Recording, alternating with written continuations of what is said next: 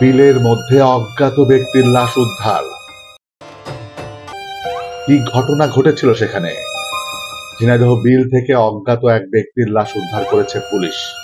সকালে সদর উপজেলার নলডাঙ্গা ইউনিয়নের যাত্রাপুর গ্রামের মসিয়াঘাট মাঠের বিল থেকে 50 এক ব্যক্তির লাশ উদ্ধার করা হয়।